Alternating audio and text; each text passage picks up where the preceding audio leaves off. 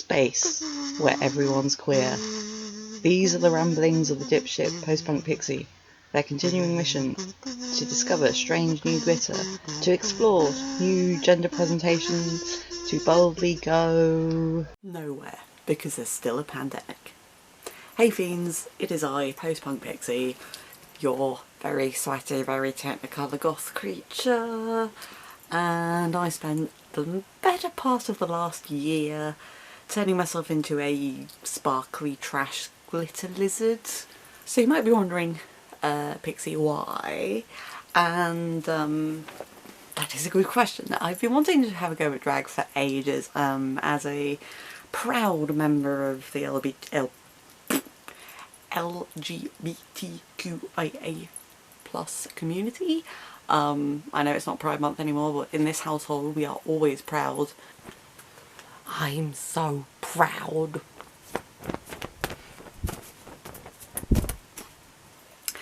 And I'm a huge fan of drag. I spend far too much time on Instagram looking at drag queens and kings and other people of draggy personas.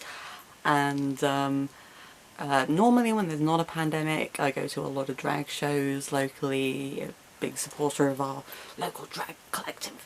And obviously I love Drag Race and Dracula and all of that, but I've been kind of wanting to give it a go. The local collective do sort of tryouts and are very supportive of that sort of thing. So I had been in the before time sort of considering it, trying to get the nerve to do it, and I was just getting to the point where I was like, I might ask them, and then the universe exploded. Or, you know, Corona happened.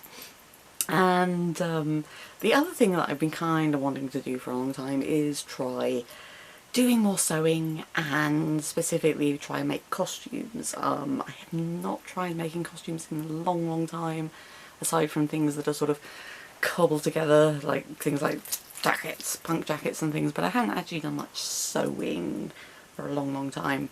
And as you may have noticed from the subtle visual cues and the fact that I won't shut up about it, I'm a big fan of Star Trek. I had a really bad bout of the flu in the autumn-winter of 2019 and ended up accidentally on purpose binging all of Star Trek again. And I'd seen a lot of the original series, a lot of the films, a lot of TNG. I hadn't really sort of fully dipped into Deep Space Nine before, and it broke my brain because it's that good. It does all of the things that I want from Star Trek, you know, and it's a little bit darker, and it's really pretty, and the costumes are really nice, and the makeup's really cool. And while doing this great binging, I was sort of in awe of all the beautiful people of Star Trek and their lovely clothes and all the cool aliens. The trouble is, most of them, because, you know, especially the 90s shows, everyone's skinny, and I am not. And I just kept looking at these costumes and going, I love that, but I can't pull that off. And then from the glory of Deep Space Nine came possibly one of my favourite characters in all of Star Trek, Garak. I love him. He is glorious and not super skinny, and I was looking at his lovely clothes because he has all these beautifully like geometric tailored kind of things. It's like, ooh, okay, I may still be chubbier than he is, but I could pull that off. And that was sort of sparking things off in my brain. But again, it was all sort of back burner. I was like, oh, it would be fun to learn to cosplay, like it would be fun to learn to sew. But I just didn't think I would be I didn't think I would be capable of it. Roll on another few months, another nearly a year I suppose, Corona hit, and I found myself with a lot of time and a lot of people suddenly in a similar boat to me with a lot of time and kind of isolated. So I discovered a lovely, lovely community called the Sid City Social Club, which is the fan club website for Alexander Siddig, aka Sid, Siddig El Fadil. I cannot say the full version of his real name, it's really freaking long. Who is the lovely, lovely man who played Dr. Bashir in Deep Space Nine. He's also been in like everything. He's in like Game of Thrones and Peaky Blinders and 24 and Kingdom of Heaven and Gotham and Primeval, if anybody remembers that. Just, he's in all the things. He's great and he's a lovely man, and he has been doing for pretty much the whole pandemic regular Zoom meetings that are like 2 hours of him just chatting to people. And it's not like sort of convention-y, oh, we ask questions, fans ask questions kind of thing. He really gets to know people. And so through that, I got to know a load of cool people. Like, that has been my life. I've just been living on the interwebs with these people that I've never met in person, but I now know incredibly well because I talk to them for hours every weekend on Zoom, and the rest of the time I talk to them on Discord. So yeah, through that portal into glorious nerdery, he met a load of really cool people who are really good at costuming and drag. There will be a lot of shout outs to individual people, and I will be putting linky-doos in the description down there to their social media. Do check all these people out because they are fabulous and probably a lot more talented than I am. This has been a great experience of, I don't know what I'm doing, please help me internets. So as I go through this, there will be shout outs to those nice people who have said I can shout them out, and pictures of my progress. I'll be showing you the things. It's been a learning experience. So many months later, very many hours of sewing and makeup and training and editing and more editing and more editing and more editing, and oh, my poor laptop cannot cope with the editing. But now I am here.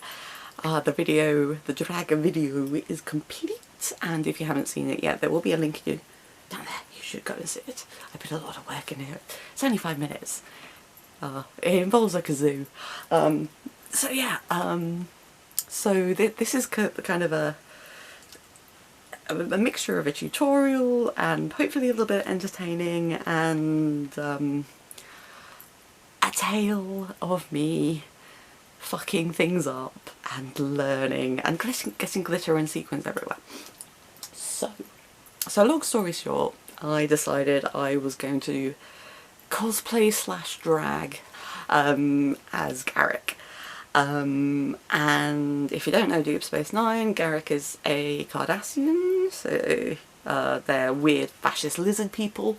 They have great clothes and beautiful latex makeup. And I realised, well, I'm not going to be able to do exactly the makeup from the show because it's a lot and it's foam latex, and I don't know how to make foam latex, but I do have latex. And so we're now going to cut to future Pixie, because I haven't filmed that bit yet, but she will be showing you how I made this forehead piece and how to apply it and the whole makeup you do. So, time warp. Are you prepared for the makeupless face? Yes, it is time to transform. So to prepare, I have put in my contact lenses and I have prepared my face, by which I mean cleansed it. So while I put on my very obnoxious hairband to keep my hair off my face, the way latex works, it breaks down if it gets in contact with oil. So you want your face to be clean and sweat free, just because that will help it to dry. As you may have noticed, My eyebrows were lost in the Great Eyebrow War. That I shave them off periodically. If you have eyebrows and you'd like to keep them, you probably want to cover them first before you start playing with latex. There's two ways to do that fairly easily. One is just coat it in Vaseline. That way the latex won't stick to you that bit at all. The downside of that is that you will end up with a bit of a pocket, and that might not be great if you start sweating or whatever. The other way is to use one of these. If you've ever seen drag tutorials or effects makeup tutorials, or even footage of drag performers putting their face on, you've probably seen somebody use one of these bad boys to coat and stick down their brows. The plus side of doing this for our purposes to make a forehead piece is you don't need to make it particularly pristine, because you're going to be covering that up with latex. All you want is this stuff to be nice and coated over your eyebrows so that the latex doesn't stick to it and you don't rip them off when you pull off your prosthetic. Apart from that, you will probably be fine with a face like this. I always end up with some latex stuck in my hair. If that happens to you, like it happens to me, you can either just wash it off in the shower with, if you use a brush and some conditioner, that will get rid of it. What I tend to do is just whack some moisturiser along the hairline and brush it through. It takes a little bit of time, but again, because oil breaks down the latex, that will dissolve it and you can get it out of your hair. The only other thing I've done to prepare is to put on, well, in this case a sports bra, but if I was doing this for the full potato, for the full drag experience, the binder, and I've also put on my fishnets. Incidentally, if you don't know how to make one of these fishnetty tops, buy a cheap pair of tights, cut a hole in the crotch, that will be where your head goes, cut off the feet, that will be where your arms go, and there you have it, a fishnet top. The reason I put that stuff on is because it's likely to squish around my head if I was to put it on afterwards, and that might dislodge the prosthetic. Anything that you can put on by pulling across and buttoning, or poppering in my case, and anything that you can pull over your head without pulling too close to your head, you're probably alright with. So yeah, undergarments is a good idea, and then just stick on a t-shirt that you don't like very much to keep it safe. This one's full of holes. Anyway, so how do we make this? Obviously I'm not going to make a whole new one of these because otherwise you will be here for ages, but I'm going to show you the basics of how to make your prosthetic, and then we'll go into putting on all the rest, and I'll just show you how I do my eye makeup for it. So obviously what you need to make a prosthetic: latex, big bottle of latex. This was like a £5 for 250 millilitres, and that's a lot. That's a lot. That'll be more than enough to make your forehead. You can make a million foreheads. You could even do, you could probably even do sort of more of the stuff from the show, because in the show obviously there's a lot more latex pieces. There's a jaw piece, there's an ear piece, there's the enormous neck ridges. I didn't go for all of that because, one, I wouldn't be able to move my face very much. This stuff, it does bend with your face a little bit, but not in the same way that foam latex, which they use for the show, does. Some cotton wool. I've just got a cotton wool pad at the moment. You're probably better off with the balls, but you can just shred up one of these. And a packet of tissues. And that's it. So this lot will cost you about £5. So it's really, really cheap, but it looks really effective. So what I'm going to do I am going to pour some latex into a dish. This is an old yogurt pot lid because I'm classy. Make sure you screw that on properly. Shred up a little bit of cotton wool and then roll it into a little fat worm, a little tube like this. So what we're doing with these is making the ridge shapes, which is going to be the bit of the latex procedure that takes the longest, which is why I'm only showing you a bit of it. So coat that in latex until it's pretty sodden, and then once it's tacky, let's put an eyebrow. Let's make this into an eyebrow. You just whack it onto your face. And then you do it again. Cotton wool worm over the next one. What you will end up with is a thin line. You may need to add some layers of tissue over the top just to hold it into place, and all you do for that is to take out the top layer of your tissues, wet that with latex and shred it into a small sort of rough square shape or rectangle shape, and just coat that over the top of your worms and carry on until you end up with a shape. But what you're going to do is make these eyebrow shapes, that then draw them down to about here, and then do the same on the other side, linking together two lines, probably a little bit smaller on your temples, and then the spoon shape on the forehead, which is a sort of a divot basically. And then once you've done all of that and you've got it semi-sticking onto your face, a little bit like this, go over with more layers of bits of tissue, and you probably want at least 2 or 3 layers to get a good sturdy prosthetic that you can then peel off and reuse. This thing I have put on and off my face about 3 or 4 times now, and it is a little bit wonky, but it's fine. And so I decided that just layer tissues, it's a bit like doing papier-mâché, and if you're a particularly cool and sexy person, you may remember this technique from the mouth tutorial thing that I put up on my blog on my website. There'll be a link to for that as well. I'll get rid of that.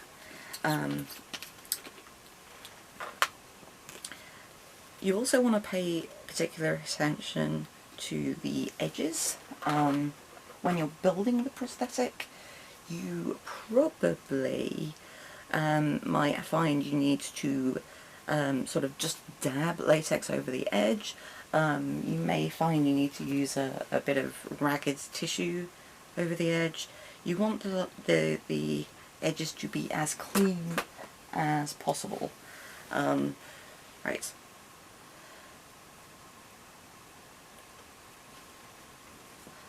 So I actually sculpted this with the brow ridges ever so slightly below my real brow line, because male faces, or male-bodied people anyway, AMAB people, tend to have a lower brow bone than AFAB people, femme people.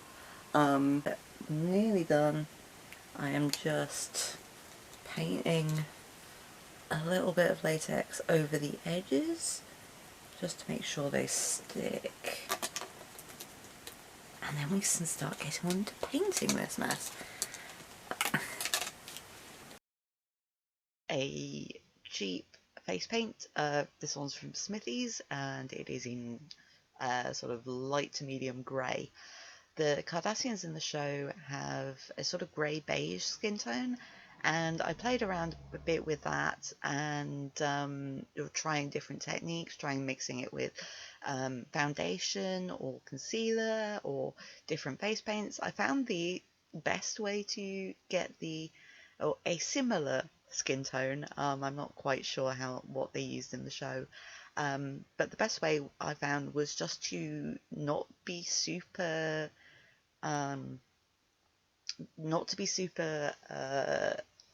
thorough with your coverage. So if you have some of your real skin tone sort of bleeding through underneath, but you have a reasonably even but thin coat of face paint over the top, that actually looks pretty good. So thankfully this is water-based face paint, so you just wet a sponge and dab it all over your face. You do want to make sure you're covering your neck, your ears, anything else that's exposed. So when I was doing this for the full drag thing, I was also doing it all the way down my arms.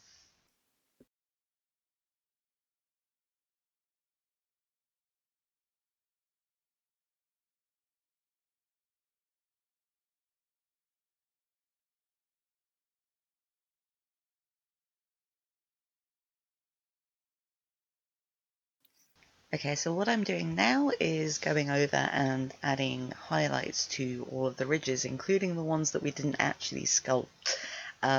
This will help give the illusion that we have made more ridges than we actually have. So all I'm doing for this is using a face paint crayon from a set that I bought off eBay, and just going over the places, going along your jawline, the one extending from the ear and down your nose, all of that, just with a white one to create a highlight. Put in the highlights, we're going to add some more detail. What I'm using for this is a mixture of another face paint crayon from that same kit in black and a little bit of black eyeliner. I've also found it was easier to go in with a brush rather than using the crayon itself, because that way we get some cleaner lines. So all we're doing now is first of all outlining those ridges by putting a line on either side of them.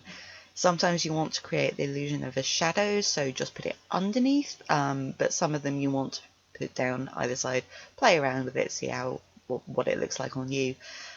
Once we've added those big lines, we can add in smaller lines across, a bit like train tracks, to create the illusion of scales. On the facial ridges, you want them to be relatively small, but then on things like the neck and the eyebrows, you can make them a bit bigger. With the neck, you can make them really big if you want. So going in there, going over and just drawing some little lines to give the illusion of scales. As you can see, my forehead piece has already been painted, but if you were doing this fresh, you could just paint over in exactly the same way, just over your brows. Again, play around with it, see what works for you.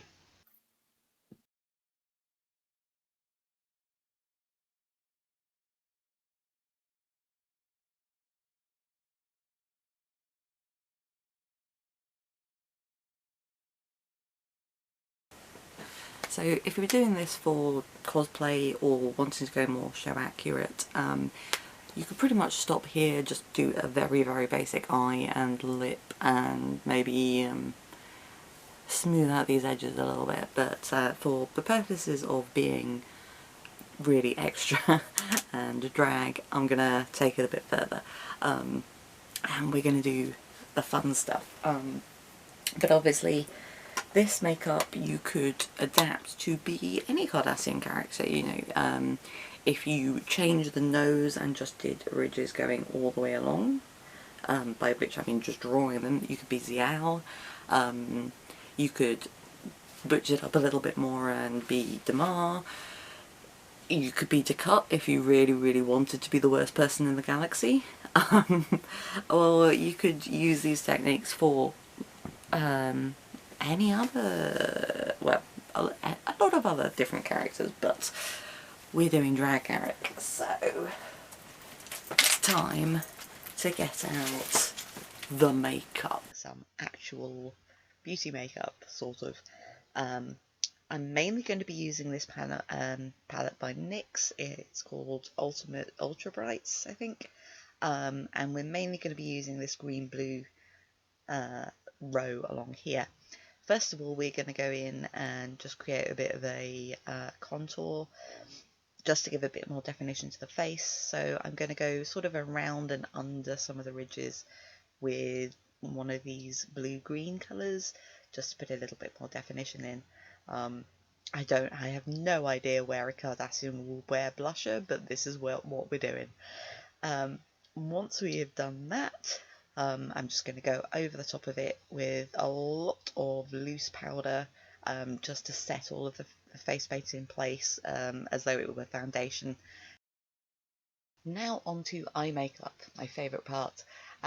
So first of all, I'm going to prime my eyes with Pre-Fit Primer by NYX. This stuff is amazing. It makes your eye makeup completely waterproof. So after leaving that on there to dry a little bit, I'm going to first of all underline my eyes with a little bit of white eyeliner pencil. After that, we're going to go in with the lighter of these blue-green colours from that NYX palette, and just go along the inside of, or the inner corner of each eye, and draw that down the nose to sort of frame either side of the nose ridges that we drew in a minute ago.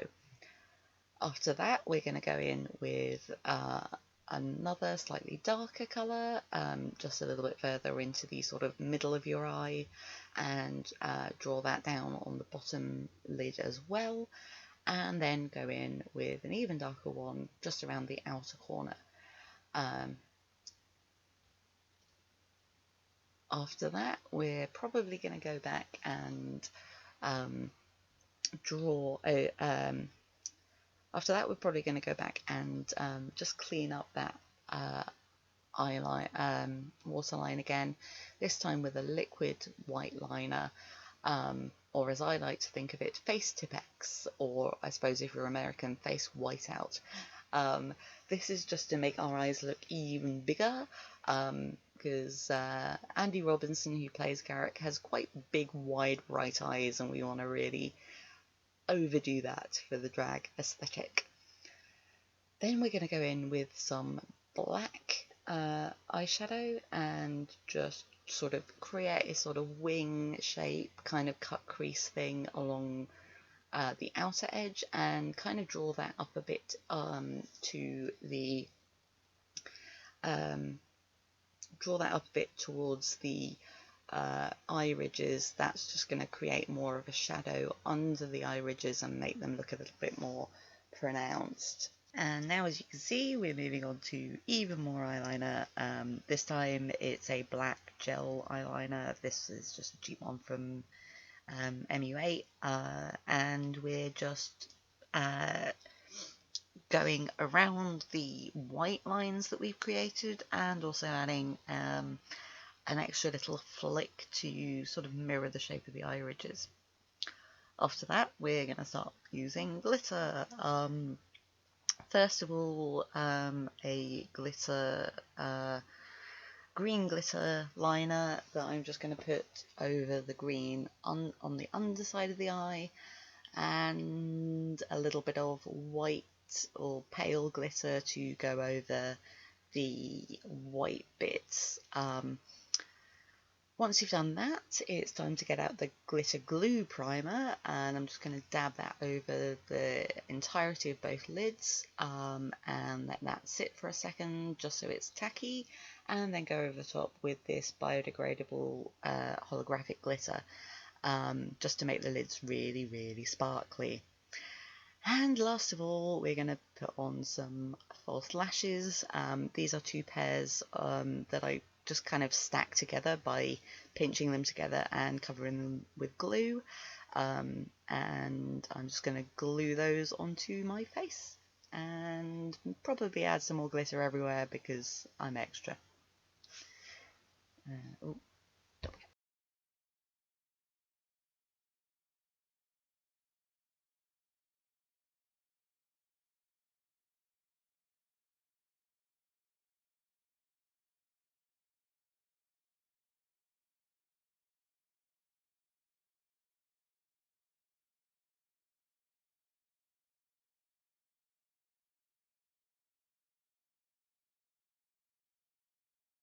last up, lipstick. So I'm just outlining and slightly overdrawing my lips with a lip liner, and then going over first of all with a light green. This is by Bleach, can't remember what they're called, and then outlining again just around the outside of the lips with a slightly darker green. This one is by Nip Fab, and then once I find it, going over the centre of the lip with a bit of a sparkly lip topper. And then finally dabbing over the top with some lip coat just to seal it in place.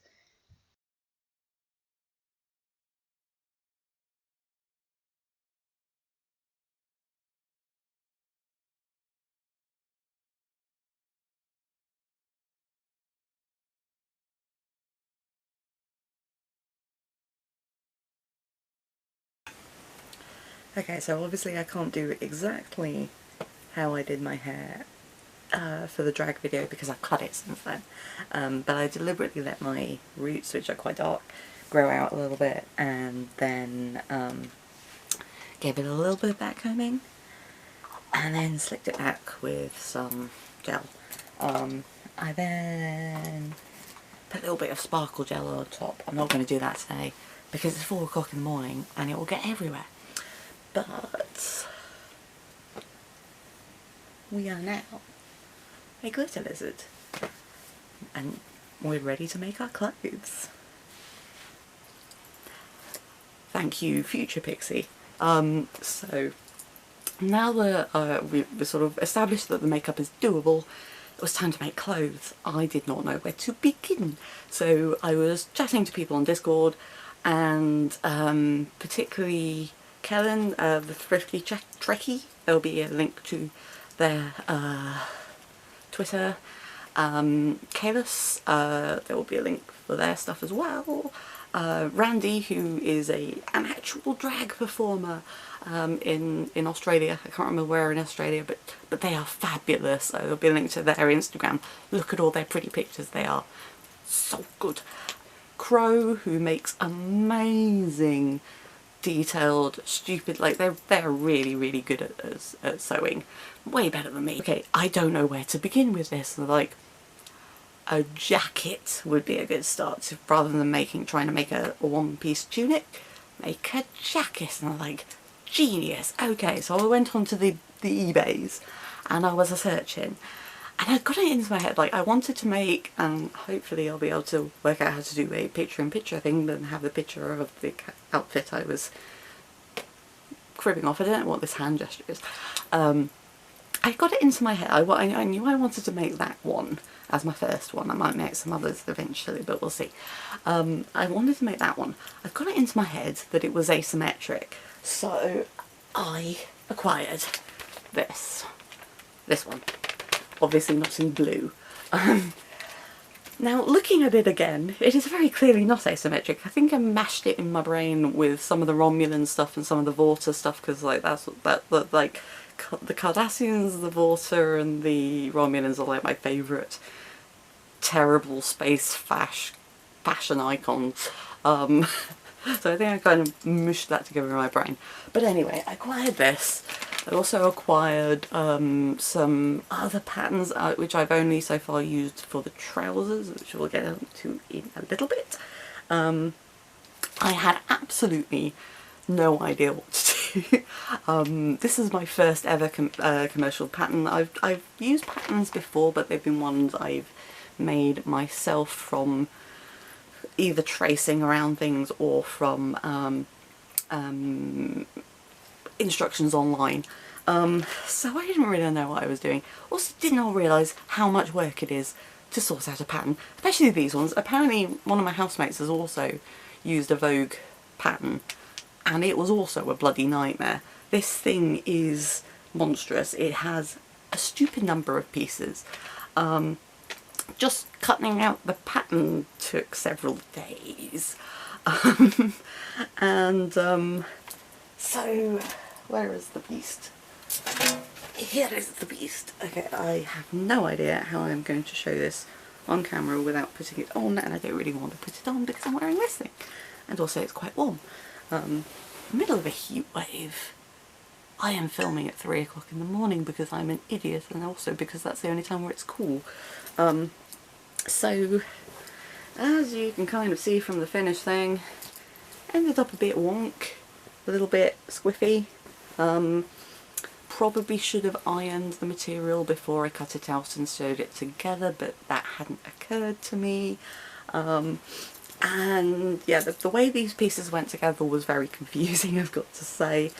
But the finished thing is alright. So what did I do? I basically did it exactly as the pattern, for the most part-ish, with a few exceptions. Obviously I made applique things to go over the sleeves to make them ridiculously shiny, and also put an applique across the back. I then also decided that because the front had gone so badly wonk, I was going to put some sequins along there as well, so it didn't show up quite so badly. And then I also added a brooch, partly just because I like this thing. It's pretty. And I thought having a brooch would look a bit like having a communicator. I know he doesn't have a communicator on the outfit, but it would be funny. And yeah, glitter lizard. So discoveries that I made with this. One, do not cut out glitter fabric or sequin fabric when you're really sweaty, because it will be stuck to you. There will be sequins down your bra, there will be sequins on your leg, there will be sequins in your shoes. I am still finding sequins a year later. I made this in the tail end of the summer last year. I am still finding these little bloody sequins fucking everywhere. They have ended up in the upstairs rooms that I don't go into. They have ended up in the garden. They're just everywhere. So have a hoover handy if you are cutting sequin fabric.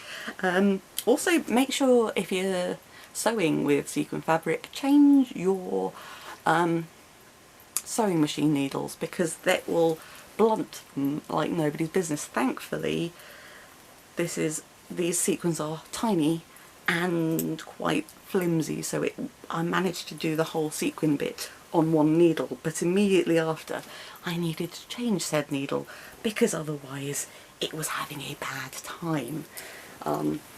So the finished thing has a few kind of wonky edges. It's a little bit puffier and less well organised as I had wanted. And in the end I decided that instead of putting buttons or things, I would just put some, I believe the official term for these is snap fasteners. I always used to call them poppers, but especially in a queer community, poppers means a different thing. But I'm going to continue to call them poppers because it's funny. So yes, this is only partially lined. I didn't bother lining the sleeves because I knew I'd get stuck. It does have pockets. The pockets are slightly wonky as well because I got confused with the pockets. So yeah, the pockets are a bit weird, but you're not really looking at the pockets, so it's fine. So yes, my main takeaways from this, 1, keep an eye on your sequins. 2, iron your shit before you sew, and go over the edges again with your tailor's chalk, because I very quickly, especially on the velvet, rubbed off all of the tailor's chalk and I didn't have a blinking clue where this was supposed to go. So putting it together was weird, but overall, you know, I'm pretty happy with it. Plus side of the sequins is that they pretty much hide any ills, so you can make a terrible mess and all people will look at is, ooh, sparkly. Very sparkly, iridescent fabric.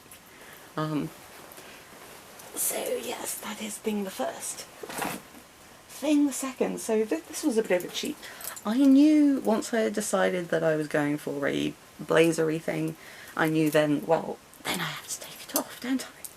Because that would be funny and draggy and, you know, you'd have the whole reveal thing. And because I knew I wanted to end up in fishnets, because there was no way I was doing my first ever drag thing and not ending up in fishnets. So, thankfully, I already had this horrendously sparkly bodysuit. So, awkward cut because my camera stopped. And I'm wearing glasses now because I realised I was squinting. So anyway, this thing! This is an obnoxiously sparkly bodysuit.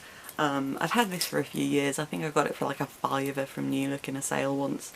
I decided I wanted to have this as my reveal costume, partly because it's very glittery and draggy, partly because once I wore it with a binder, it had this quite interesting neckline that I'll show you in the pictures. Looked a little bit like things the Kardashians wore in the show, and 3, it has this very geometric kind of Art Deco kind of feel to it, which again like felt quite Kardashian to me. Like all of their stuff is very geometric and sort of sharp lines and things. I don't know why I did that. Like, this is a punky Starfleet hoodie. It's not very Kardashian. I mean, I did have a Kardashian ship on it, if that counts. I'm burbling. So I decided, yeah, let's go for this thing. And then I thought, well, I've got to customise this a little bit. So I added this broken brooch on the front just because I wanted more sparkles. And I added these stupid shoulder pads, what I made. So these I have had kicking around for ages, and every now and then I make more. This one in particular I've had for years. These are made out of the cups from old bras. Because a long time ago when I was disassembling a bra that had broken, I discovered that the sort of foamy padded cups make quite good shoulder pads, because they're a little bit more structured than fabric, and they can also make good hat bases if you want. So all I've done for these, if you can see, is get some cock feather trim from eBay. It's literally just like a bit of ribbon with feathers on it, and just stacked that up and then popped some lace and some studs and appliques and things, and they're really quite effective for something that is super easy to make and relatively cheap. Honestly, probably one of the most expensive bits of this whole debacle in terms of yardage is the feathers, but they do look kind of fab. And then once I'd done that, well, I thought, well, let's go full hog, and I added some big lace strips to make a sort of, I don't know what you would call that, like a drapey, capey thing, and a little bit of thing to make a cuff. Partly because these would draw together with my shorts, which I made out of the same horrendous fabric, which has slightly worn off a bit from wear, and these are kind of in need of some TLC of the sewing. As you can see from the fact that the hems are all over the place, I had to put these through the wash, and it turns out my sewing machine just refused to sew this fabric. I tried doing all of the tricks. I tried using the zigzaggy stitch, and I tried putting paper on either side, and it was just too slippery for it. So I had to hand sew it, which means that there are holes. Hello! So, I don't know why I did that. So these are ridiculous. I just cut out, I traced around a pair of shorts that I already owned, and then I realised that I cut them too small, so I added a very, very large sort of yoky bit, threw some elastic around the top, and I did also, where have I done with it? I did also add a little, oh, it's completely come apart, a little pockety bit on the inside, so I could slip a bit of something down my trousers to look a bit more draggy. And yeah, I know fan people that the current like fan consensus is Kardashians have like cloacas and like internal bits, but this is drag, and I really wanted to have just a bit of nonsense down my trousers. So I did. So yeah, although they look horrendous when they're not on, they actually look fairly good on, as you can see in the pictures. I think they do. Partly I like I just wanted an excuse to use this fabric, and partly also I knew I wanted to end up in fishnets, but I didn't want to just be in the bodysuit because that would, one, feel a bit too femme for me. Again, like my second, that's too femme. Like, this is my idea of slightly more masculine. I mean, look at me, I look like this all the time. Yeah, I'm really I'm very self-conscious about my body anyway, but particularly about my legs. Particularly as there's like a massive scar at the top of my thigh from that one time where I got an abscess that nearly killed me. If you want that story, maybe I'll make a video about that. So yeah, I wanted to have something a little bit of modesty, she says, wearing fishnets. So yeah, these things are falling apart because they've been through the washing machine and I clearly didn't do a particularly good job of hand sewing, but they held together well enough. And they're silly and shiny, and yes, I may wear them just around generally once I've sewn them back together again.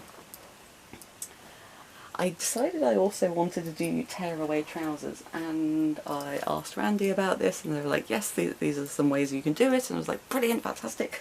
So I got a trouser pattern. Is it even worth me showing? Okay. Tearaway trousers.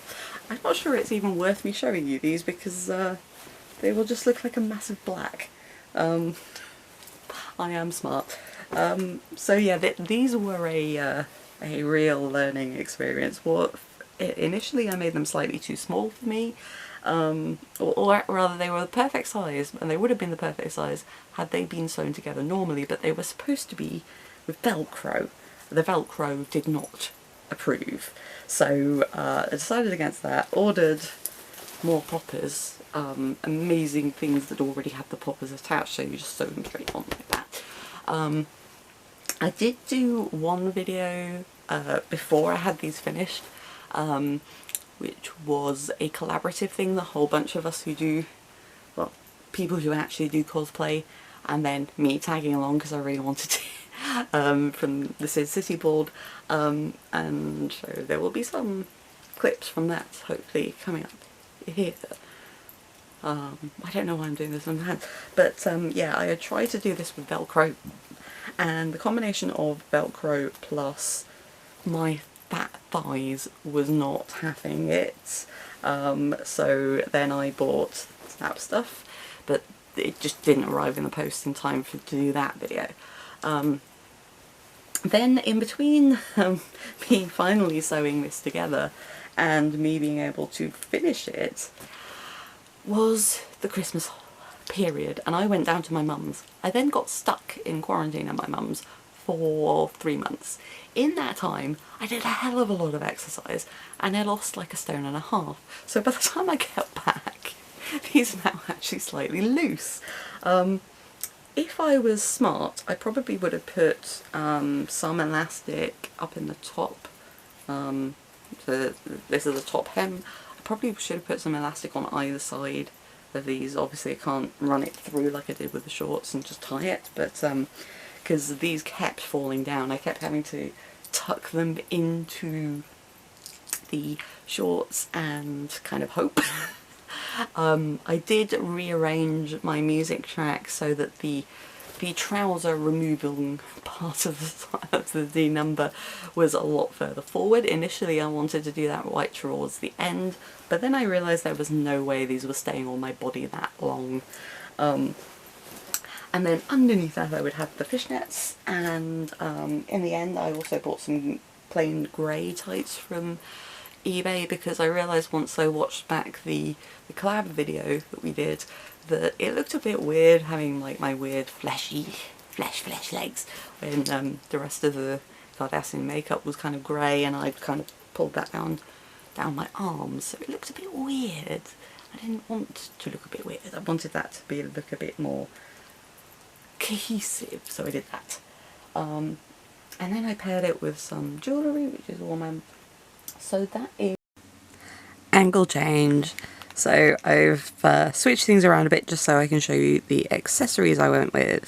So again, I wanted to sort of draw out the sparkly geometric shapes that we were going for in the main costume. So, ooh, how do I do this? So I already had this necklace. Can I reach that far? There we go, there we go.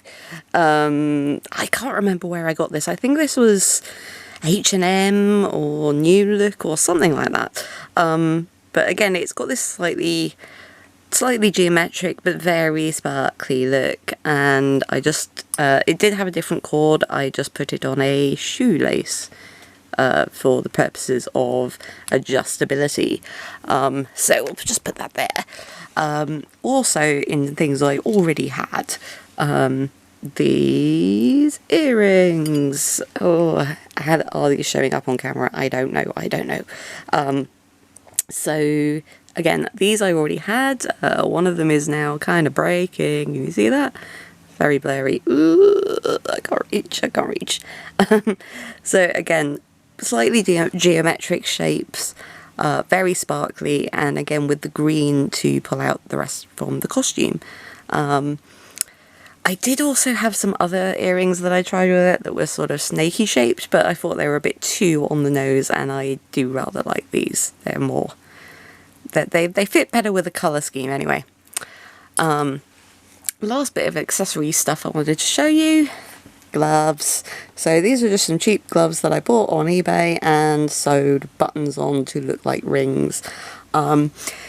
Initially, I was going to, as you can see, my really obnoxious manicure at the moment. I have really long nails, just generally obnoxious manicure.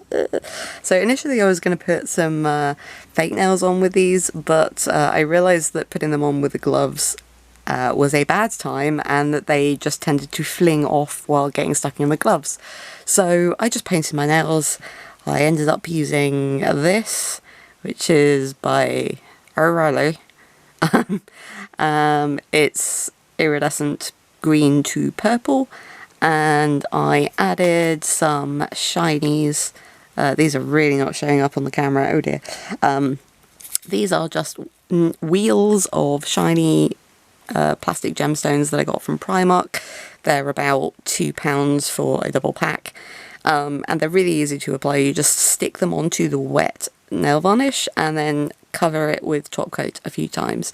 So yeah, this manicure, which is probably the most obnoxious bit of nail art I've ever done, would not go with that outfit, but this might do. Is the costuming part done. Props. I made props. That's the thing I can show you. So yeah, I decided that I had some ideas in my head of things I wanted to do. I knew the music I wanted to use, but I hadn't really, I decided I wanted some props. I wanted a gun. So this is a horrendous, it was bright pink. You can kind of still see at some of the seams. This was bright pink and orange, and it was hideous. I got this on a ferry once when I was really drunk coming back from Mira Luna. I decided that I would drag it up, so I covered it in nail varnish and rhinestones and glitter, as one is wont to do. But that actually took a some of them have come off now, but that actually took quite a while. But I think that looks a little bit more effective than having a bright pink one.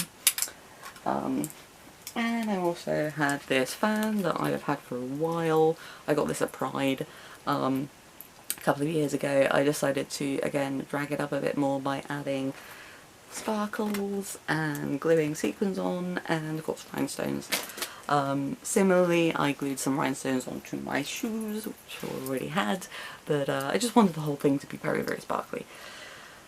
Then we get to the music part. So I had an idea of some of the music I wanted to use, and I had an idea of some of the clips from the show I wanted to use for the spoken word bits, but I had no idea what to do. So once again I started pestering Randy and was like, what do you use? And they pointed me towards Audacity, which is amazing free software that's really easy to use. I really enjoy it, really enjoyed using it.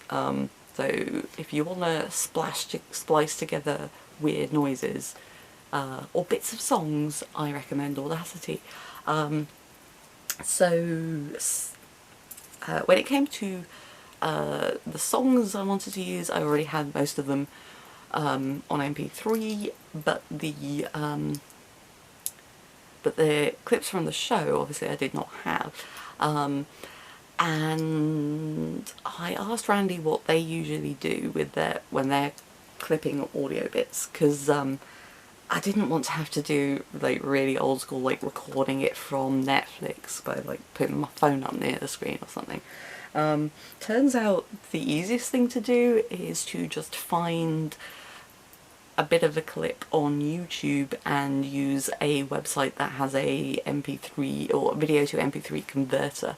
So that's what I did for all of those clips, which meant I was limited to the clips that I could find on YouTube. So there were 1 or 2 clips that I initially wanted to use that I couldn't. Like there was one in particular that I'm thinking of that I could not find on YouTube, which is a shame, but that just meant I swizzled things around a bit. There were also some clips, like music beats and things that I wanted to use, like little tiny bit snippets of music that I wanted to use, that I then, like, because I would sort of work everything out on Audacity, and then I would run through, before I sort of converted it into one file, I would run that whole thing through and just sort of mime out the movements a bit and see if it fitted.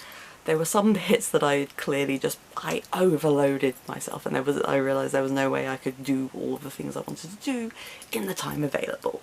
So I cut some of that out, wiggle things around a bit, wiggle things about a bit dependent on the costuming situation with the trousers and everything. But it turned out fine until I eventually tried to put it on YouTube, and I had to record over one song with a kazoo and with the help of Potato Maraca Man. He looks like Charlie Chaplin. He's a maraca. I don't know why I own this. I found it in a charity shop. Anyway.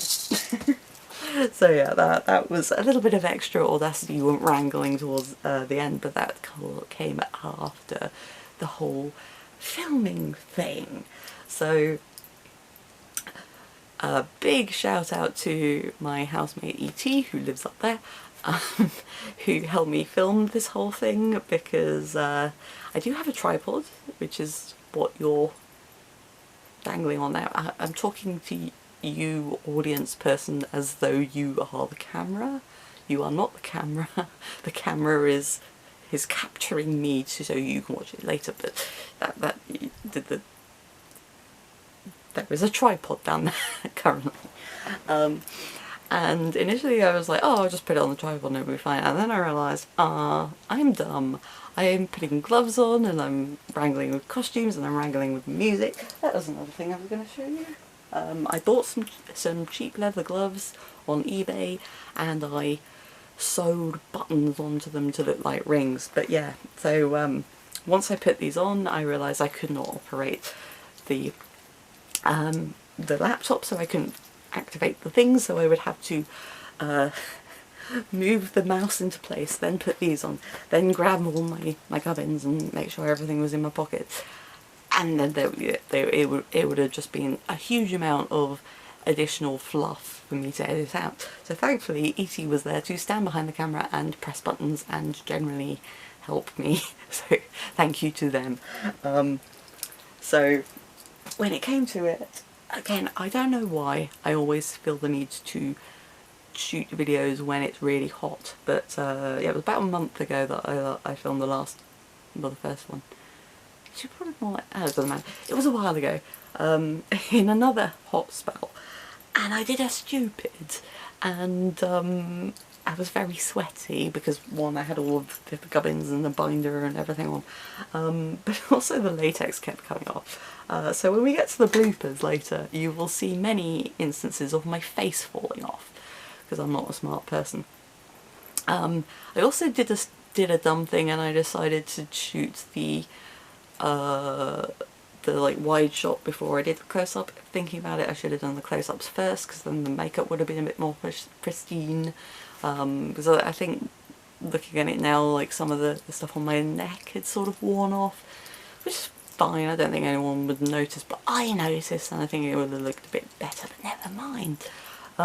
So I did my whole routine with the help of ET, and we ended up having to do a lot of little takes of changing camera angle, or filming over bits that are, or doing a different take of a bit that had gone a bit wrong. And again, you will see bits of that in bloopers at the end of this video, which made it, which I didn't realise at the time would actually make it a little bit more of a bugger to stitch together at the end, but never mind, we'll get on to that when we talk about editing. When it came to actually doing the performance, I was having the time of my life. I was a little bit nervous, even though it was just, you know, me and my housemate, who I know quite well and is very supportive. This is effectively my first time doing a performance of in any capacity in, God, 20 odd years probably. Like I have, just looking at the difference between the performance that I did for the collaborative video that we did many months ago and my performance now, I feel like I've improved a lot. I'm feeling like I can move a lot better. There's still obviously a lot to learn, and this whole thing is, as I say, a learning experience. But I'm pretty happy with it. I'm also pretty happy with some of the silly gags that I came up with. And I still feel slightly bad for doing the Vulcan salute and then licking suggestively, though that feels a bit bad. But it was a lot of fun. Then it came to actually editing the whole damn thing together, and oh boy, that was a saga. So initially I was trying to use Video Meld, which I've used before, but I was really having trouble with it. It kept crashing on me. It was just not having a good time, so I was like, okay, let's go really old school. Let's try with Windows Movie Maker, because that's my other main, well, it was my other main editing thing, because I'm poor and lazy and stupid. That was definitely not working. There was too much of a lag. The software just, and the combination of the software itself being a bit rubbish and my laptop being a Steam powered potato that runs on Steam produced by a dead hamster. poor little Acer. We love it, but one day we will get something slightly less shit. It was not having a good time. It was nearly impossible to sync up the lip sync to the actual music track via that. So I was like, okay, what else can I use? And I was chatting to some of my friends going, what can I use? Elmie, almaasi, who is lovely, one of my best friends, recommended Shortcut, and oh, Shortcut's so much better. It looks like a proper editing suite, like it looks like the ones that you see people playing with on YouTube or whatever, and it's fairly functional. It does a lot more than even Video Meld seemed to do, so that's pretty good. It's also completely free, and the best feature for me and my potato laptop is that it auto-saves when it crashes. So every time it crashed, which was quite frequently because potato laptop, it saved everything, so I didn't lose anything. So unlike with Video Meld and Windows Movie Maker, where I might lose an hour's worth of work, it was all there and it was great. So yeah, it was a lot of editing. I learnt the basics, and then it was a lot of faffing around, tweaking to try and get the lip sync to sync up. I would recommend not doing like a couple of takes rather than like 27 takes, as I ended up doing. 27 is an exaggeration, but the more takes you're doing, the more faff it is to get it all to sync up. And I was having a nightmare, and it took many attempts and many like eventual renders and then rewatching and going, that bit's out by a few seconds. So doing it again and doing it again and doing it again, finally got to a point where it was watchable without me wanting to tear my hair out. There are still some little weird edits and some bits that are slightly out of sync in the finished thing, but At that point I was going to thrust my head through the laptop screen if I did any more. If I was hearing Fleetwood Mac in my dreams, I was content enough with it. And there we have it. That was my glitter lizard journey. Thank you for joining me on this nonsense, and thank you for watching if you watched all the way through. I know it's a bit long and rambly, that's kind of on brand for me. Once again, big thank yous to Sid City Social Club people, community, especially Crow, Elmie, Kellen, Randy, anybody else I've forgotten? And, you know, everyone else who's my friend who I might have forgotten. And big thank you for everybody who's been just generally supportive. Thank you to all my Knitting Club friends, particular thank you to E.T. upstairs for helping me film this thing. And thank you, audience person, for watching. And if you make any of your own glitter lizard creations, or you use any of my tips, do let me know. Show me pictures, show me, send me comments, contact me, talk to me please, I'm so alone. And without further ado, I will leave you with the blooper reel and some bloopers, some hideous mistakes, some oopsies, and a couple of bits that I just had to cut out because I didn't have time.